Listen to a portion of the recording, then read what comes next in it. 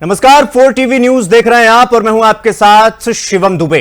4 TV news के खास कार्यक्रम हमारा उत्तर प्रदेश में आप सबका स्वागत। रुक करेंगे खबरों की ओर। बहुजन समाज पार्टी यानी बीएसपी की राष्ट्रीय अध्यक्ष मायावती ने केंद्र सरकार की उपलब्धियों पर सवाल खड़े करते हुए सोशल मीडिया प्लेटफॉर्म एक्स पर, यानी जो पूर्व में ट्विटर था, जो अब एक्स हो चुका है, उस पर तीखा हमला बोला है। उन्होंने कहा कि सरकार भले ही अपने 11 वर्षों की उपलब्धियां गिना रही हो, लेकिन जमीनी सच्चाई कुछ और ही है। देश की जनता आज भी गरीबी और बेरोजगारी से त्रस्त है।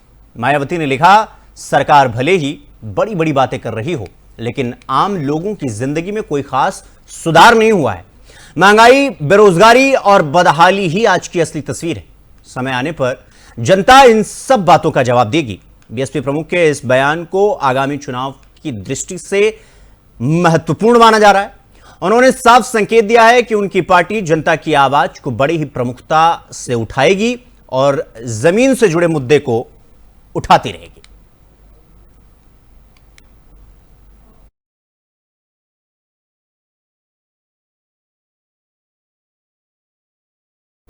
तो वहीं यूपी पुलिस में सिलेक्शन होने के बाद कल मुख्यमंत्री योगी आदित्यनाथ द्वारा सभी पुलिस विभाग के अभ्यर्थियों को नियुक्ति पत्र वितरित किए गए थे। नियुक्ति पत्र पाकर आज हापुड़ के सभी अभ्यर्थी हापुड़ वापस लौटे, जिसमें कई अभ्यर्थियों ने अपना अनुभव साझा करते हुए बताया है कि किस प्रकार से कड़ी मेहनत करने के बाद वो यूपी पुलिस में उनका सिलेक्शन हुआ है। हापुड़ पहुंचने के बाद सभी अभ्यर्थियों ने मुख्यमंत्री को धन्यवाद किया है। इस दौरान हापुड़ के थाना धौलाना क्षेत्र से शेखर और यशपाल, जो पिता पुत्र हैं, उनका भी इस भर्ती में एक साथ सिलेक्शन हुआ है। थाना बाबूगढ़ क्षेत्र के गांव बछड़ोता निवासी गीता और साक्षी, जो दोनों सगी बहन हैं, और उनका भी एक साथ इस पुलिस भर्ती प्रक्रिया में सिलेक्शन हुआ है। साथ ही हापुड़ के गांव निजामपुर में रहने वाली नेहा और प्रभा का भी एक साथ यूपी पुलिस में सिलेक्शन हुआ है। इस दौरान नेहा ने बताया कि उनके पिता का कैंसर के चलते स्वर्गवास यानी उनकी मौत हो गई थी, जिसके बाद घर का कामकाज और खेती का काम देखते हुए उन्होंने समय निकालकर पुलिस भर्ती की तैयारी की थी। उन्होंने बताया कि उनके परिवार में कोई और लड़की भी नहीं है, पूरे परिवार में केवल 2 बहनें ही हैं। आज दोनों सगी बहनों को भी नियुक्ति पत्र मिल गया है। दोनों ने मुख्यमंत्री का धन्यवाद किया है। आर्मी से रिटायर हूँ सर, तो आर्मी से रिटायर होने के बाद मैं अप्लाई करा हूँ ये फॉर्म। तो जैसे कि आपका बेटा भी जो है उत्तर प्रदेश पुलिस में आ गया और आप भी पुलिस में आ गए दोबारा। जी जी, तो आपको कैसा महसूस हो रहा है, कितना गर्व हो रहा है? ये हमको बहुत गर्व हो रहा है कि हम एक साथ सेलेक्ट हुए, बाप बेटा।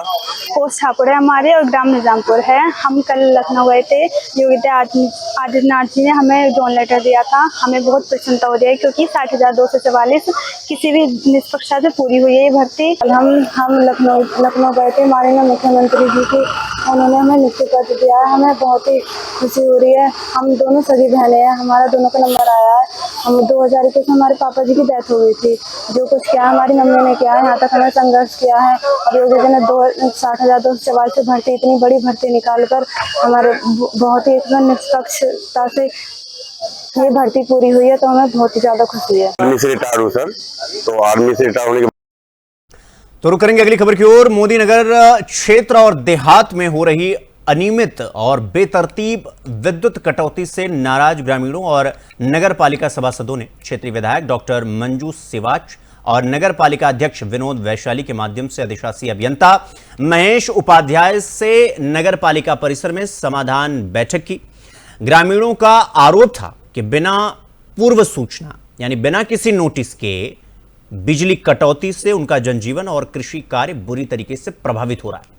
नगर पालिका सभासदों ने बताया कि घोषित कटौती की भी जानकारी नहीं दी जाती है, जिससे नागरिकों को पानी की आपूर्ति तक में बहुत दिक्कत हो रही है। अध्यक्ष विनोद वैशाली ने आग्रह किया कि बिजली कटौती की जानकारी पहले ही दी जाए ताकि पालिका ट्यूबवेलों पर जनरेटर की व्यवस्था कर सके।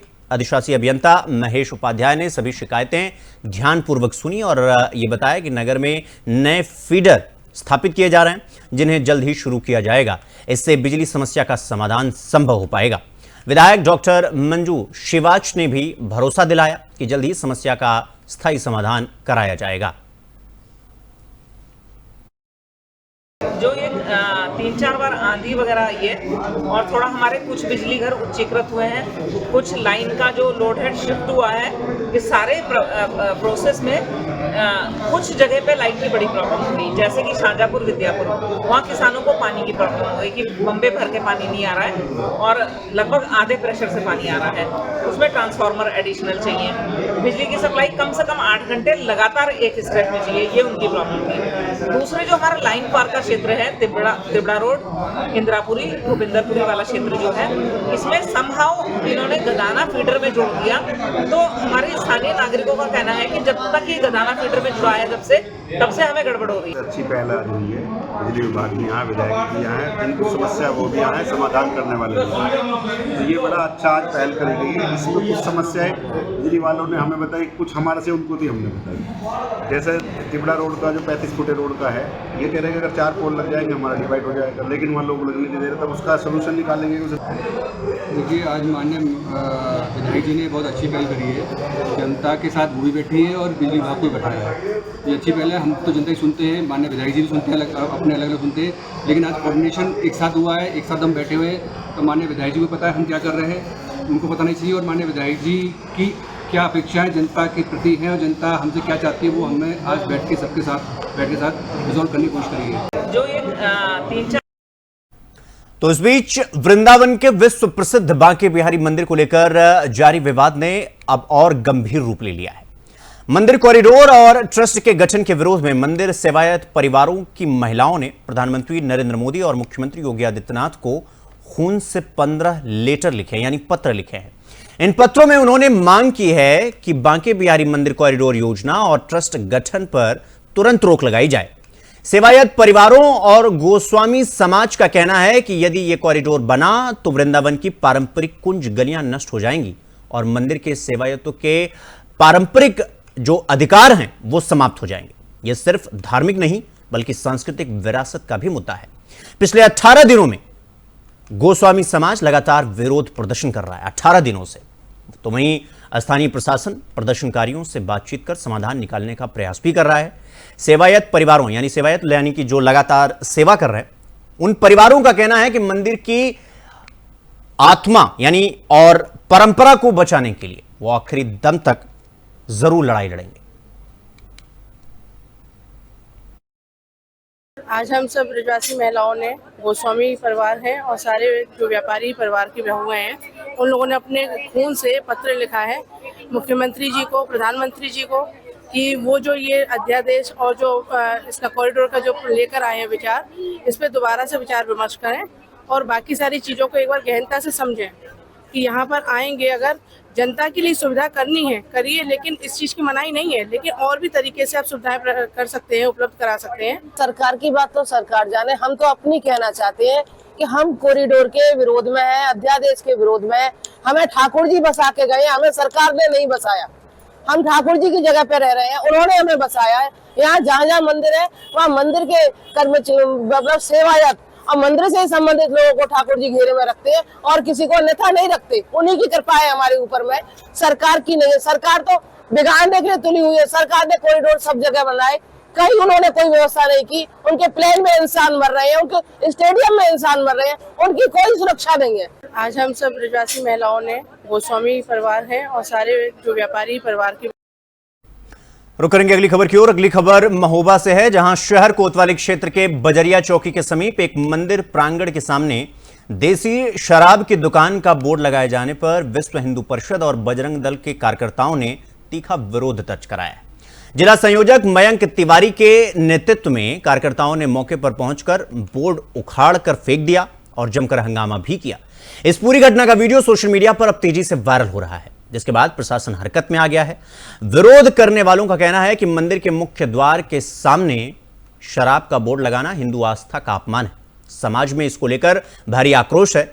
मौके से मांस मछली की हड्डियां मिल रही हैं, इसका दावा भी विश्व हिंदू परिषद की तरफ से किया जा रहा है। तो वहीं जिला आबकारी अधिकारी राजेंद्र प्रसाद वर्मा ने बताया कि शराब की दुकान वैध रूप से आवंटित थी, लेकिन बोर्ड की जगह को लेकर विवाद हुआ है। सेल्समैन को जबरन ले जाने और 50,000 राजस्व का नुकसान की भी बात सामने आई है। सदर एसडीएम जितेंद्र कुमार और आबकारी टीम ने मौके पर पहुंचकर नाप जोख कर जांच शुरू कर दी है। कार्रवाई जल्द ही की जाएगी। का एक बहुत पुराना मंदिर है जिसके मुख्य द्वार पर आज तक कई वर्षों से वहां पर शराब के ठेके हैं, लेकिन किसी भी ठेकेदार की इतनी हिम्मत नहीं हुई कि मंदिर के प्रमुख द्वार पर वो बोर्ड लगा दे। मंदिर के प्रमुख द्वार पर देसी शराब की दुकान का बोर्ड लगा हुआ था, जिसके कारण वहां के मोहल्ले वासियों में और वहां के जो हिंदू जनमानस है उनमें आक्रोश व्याप्त था। पूरा हिंदू समाज उत्तेजित था, जिसको लेकर बराबर सोशल मीडिया के माध्यम से संगठन के लिए सूचनाएं प्राप्त हो रही थी। जब ये मामला हम लोग के साथ जो है 11 तारीख को 4 से 5 बजे के बीच में आए थे और उन्होंने ये कहते हुए हल्ला प्रदर्शन किया था, बोर्ड उखाड़ दिया था, दुकान बंद करा दिया था, सेशन को उठा के लेकर चले गए थे, जिससे 5 घंटे दुकान करीब बंद रही। और इस बंदी के दौरान लगभग 50,000 रुपये का सरकारी राजस्व का नुकसान हुआ है। और उन्होंने आरोप लगाया कि दुकान के बगल में जो मंदिर, एक संतोषी माता का मंदिर है जो ट्रस्ट द्वारा संचालित नहीं है, उसके आड़ में लेते हुए उन लोगों ने। अगली खबर कासगंज से है, जहां जिले के कोतवाली सहावर क्षेत्र स्थित मामू भांजे दरगाह के सामने सरकारी तालाब की लगभग 35 बीघा बेशकीमती जमीन पर भूमाफियाओं द्वारा अवैध कब्जा कर प्लॉटिंग किए जाने का बड़ा मामला सामने आया है। बताया जा रहा है कि करोड़ों की इस सरकारी जमीन पर भूमाफिया सेटिंग गेटिंग के जरिए न केवल कब्जा कर चुके हैं, बल्कि वहां प्लॉट काटकर खुलेआम बेच भी रहे हैं। राष्ट्रीय बजरंग दल के कार्यकर्ताओं ने इस अवैध कब्जे के खिलाफ मोर्चा खोलते हुए तहसीलदार को एक ज्ञापन सौंपा, जो उप जिलाधिकारी के नाम संबोधित था। इस दौरान जिलाध्यक्ष राज दिवाकर ने कहा कि यह पूरा मामला प्रशासन की नाक के नीचे चल रहा है और जिम्मेदार अधिकारी अपनी आंखें मूंद कर बैठे हुए हैं। राज दिवाकर ने मांग की कि जमीन की जांच कर भूमाफियाओं के खिलाफ सख्त कानूनी कार्रवाई की जाए और जमीन को सरकारी रिकॉर्ड में पुनः दर्ज किया जाए। माफियाओं ने तालाब पर जो अवैध कब्जा किया है उस पर जबरी प्लॉटिंग कर रहे हैं वो गुंडई से।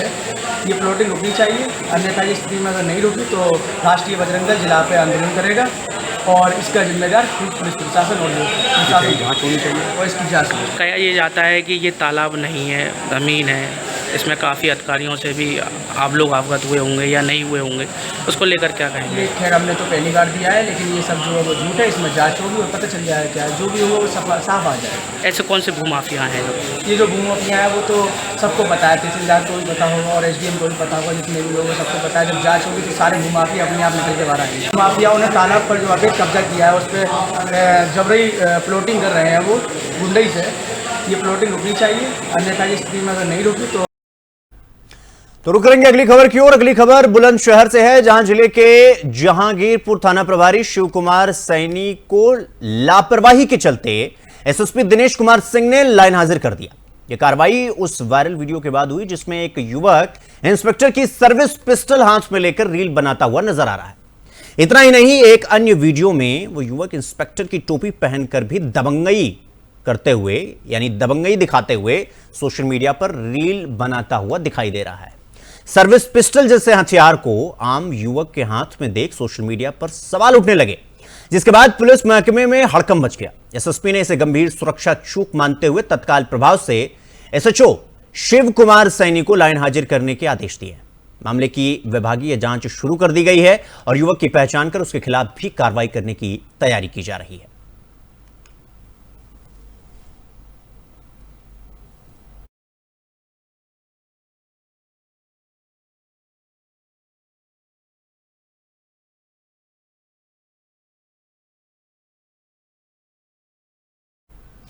तो बुलंदशहर जिले के जहांगीराबाद थाना क्षेत्र के आहार बाईपास पर उस वक्त हड़कंप मचा जब एक किसान की बाइक की डिग्गी से दिन दहाड़े 4.5 लाख की नकदी यानी कैश चोरी हो गया।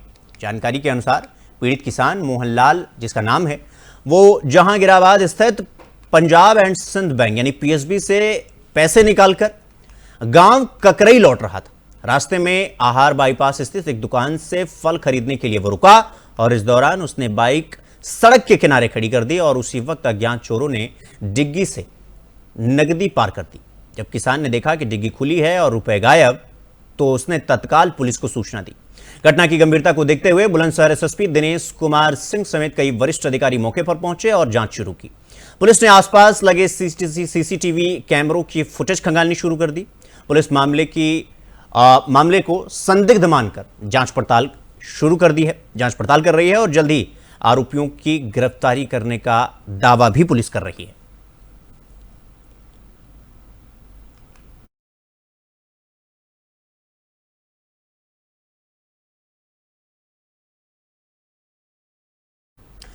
खबरों में आगे बढ़ेंगे। अगली खबर पीलीभीत से है, जहां कोतवाली बिसलपुर इलाके में 12 पत्थर चौराहा पर स्थित सब्जी मंडी में एक बड़ा विवाद सामने आया। यहां आधा दर्जन कार सवारों ने सब्जी विक्रेताओं पर हमला कर उन्हें बुरी तरीके से पीट दिया। इस हमले में 4 सब्जी विक्रेता गंभीर रूप से घायल हो गए, जिन्हें पुलिस ने तत्काल अस्पताल में भर्ती कराया है। घायल विक्रेता अभिषेक ने बताया कि वो अपने ठेले पर सब्जी बेच रहा था, तभी एक इको कार उसके ठेले को टक्कर मारती है और मारकर वहां से निकल जाती है। विरोध करने पर कार में सवार करीब 7 लोगों ने उस पर हमला भी किया। बचाने आए कुछ लोग, जिनका नाम सूरज, विपिन और शिव कुमार बताया जा रहा है, उन्होंने भी आरोपियों ने उनको भी बेरहमी से पीटा और फिर मौके से फरार हो गए। सूचना पाकर पुलिस तुरंत घटनास्थल पर पहुंची और 3 आरोपियों को गिरफ्तार भी किया। इनमें से 2 नाबालिग बताए जा रहे हैं। पुलिस ने बताया कि पकड़े गए आरोपियों में 2 पीलीभीत के और 1 बादलपुर का निवासी है। फिलहाल मामले की जांच की जा रही है और बाकी आरोपियों की तलाश भी की जा रही है। पुलिस ने इस घटना को गंभीरता से लेते हुए कार्रवाई तेज कर दी है।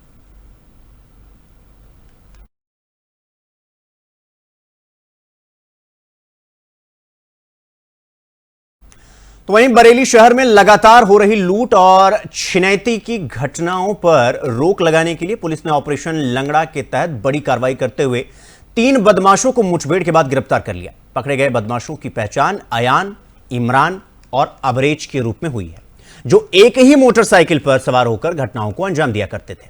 घटना के दौरान जब पुलिस ने इन्हें घेरने की कोशिश की तो बदमाशों ने पुलिस पर ही फायरिंग शुरू कर दी। जवाबी कार्रवाई में तीनों बदमाशों के पैर में गोली लगी, जबकि मुठभेड़ में दरोगा राहुल सिंह भी घायल हो गए। पुलिस ने मौके से 3 तमंचा, 8,000 रुपए नगद और लूट में शामिल मोटरसाइकिल भी बरामद की। तीनों बदमाशों के खिलाफ पहले से कई आपराधिक मुकदमे दर्ज हैं। पुलिस ने उन्हें इलाज के लिए अस्पताल में भर्ती कराया और आगे की जांच पड़ताल शुरू कर दी। तो वहीं वरिष्ठ पुलिस अधिकारियों ने इसे बड़ी सफलता बताया।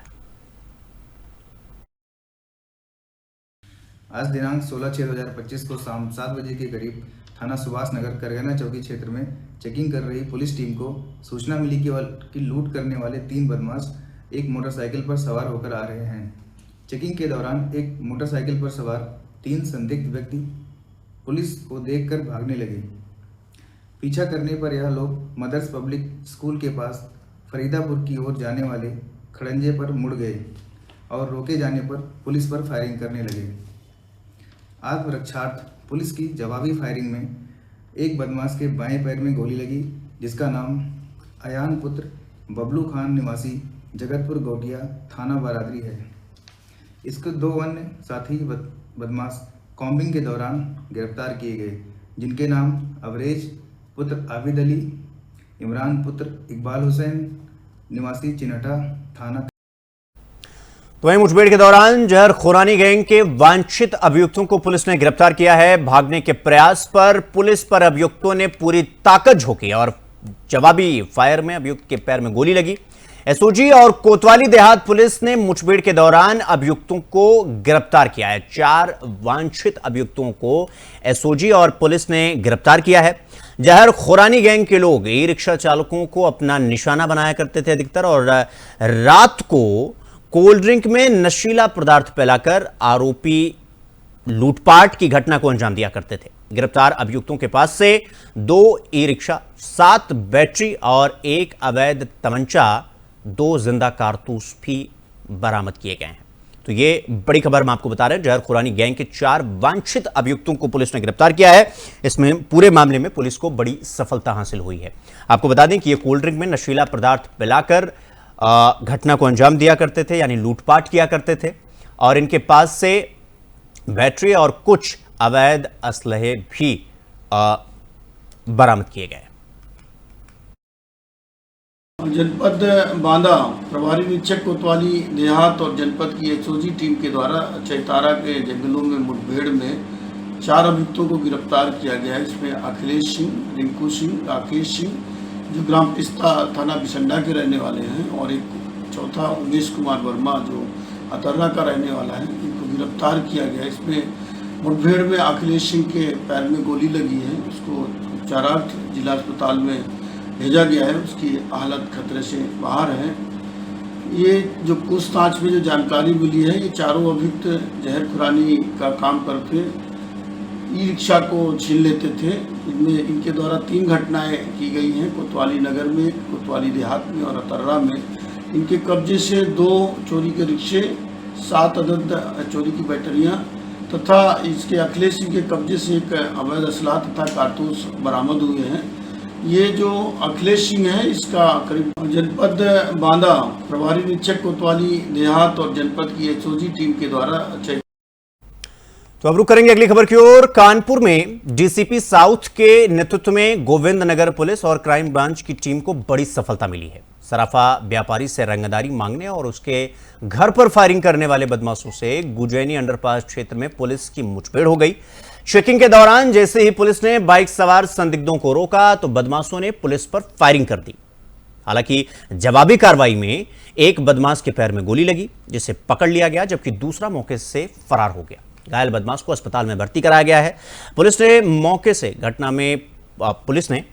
मौके से जो घटना में यूज हुई बाइक है और एक तमंचा, 2 कारतूस, खोखा और एक मोबाइल फोन भी बरामद किया है।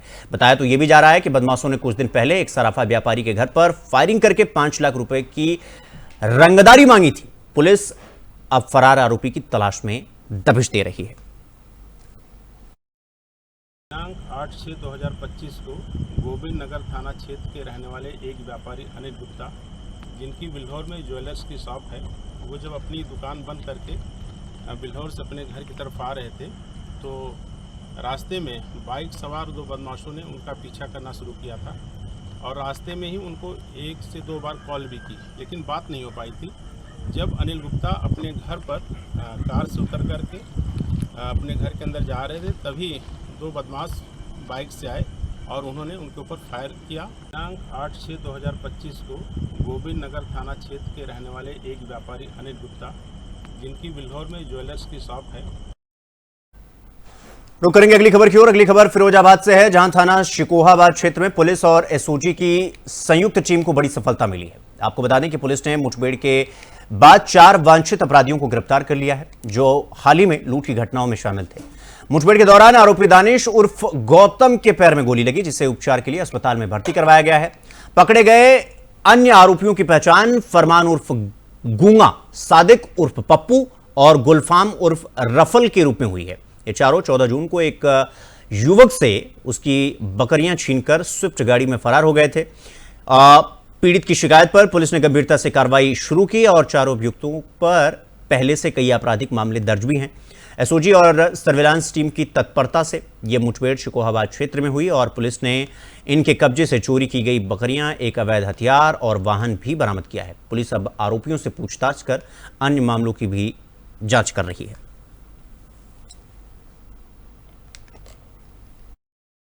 पुलिस टीम के द्वारा जब इस घटना को वर्कआउट करने के लिए समाग्रशी की गई तो ये पता चला कि आज ये छिछाबाई पुल पर आज ये लोग फिर आने वाले हैं और उन जो बकरे हैं उनको कहीं और ट्रांसपोर्ट करने का इनका इरादा है।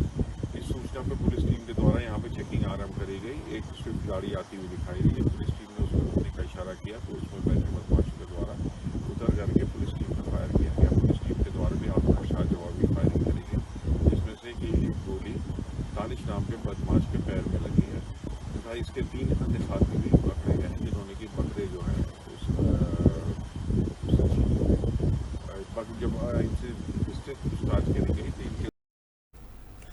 खबरों में आगे बढ़ेंगे, रुक करेंगे अगली खबर की ओर। अगली खबर लखीमपुर खीरी से है, जहां तेज बारिश के चलते और गरजते बादलों के चलते बुरी तस्वीर देखने को मिली है। आपको बता दें कि गरजते बादलों ने बुरी तरीके से कहर बरपाया है और इसी दौरान ओयल स्थित प्राचीन और ऐतिहासिक मेढक मंदिर पर आकाशीय बिजली गिर गई, जिससे मंदिर के गुम्मद का छज्जा क्षतिग्रस्त हो गया। मंदिर परिसर में लगे टाइल्स भी टूट गए और मुख्य शिवलिंग के ऊपर जलाभिषेक हेतु लगाया गया ताम्र कलश भी क्षतिग्रस्त हो गया, जिस पर बिजली गिरने के स्पष्ट निशान देखे गए। इसके अलावा मंदिर का लकड़ी का दरवाजा भी इस हादसे में टूट गया। गनीमत यह रही कि हादसे के वक्त मंदिर में कोई भी श्रद्धालु मौजूद नहीं था, वरना यह बड़ा हादसा भी हो सकता था। स्थानीय लोगों ने बताया कि यह मंदिर मेढक मंदिर के नाम से प्रसिद्ध है और साथ ही इसे नर्मदेश्वर मंदिर के नाम से भी जाना जाता है। यह मंदिर क्षेत्र की आस्था का केंद्र है और भारी संख्या में श्रद्धालु यहां दर्शन के लिए आते हैं। प्रशासन और मंदिर समिति द्वारा मंदिर की मरम्मत और सुरक्षा व्यवस्था के लिए आवश्यक कदम उठाने की बात कही गई है।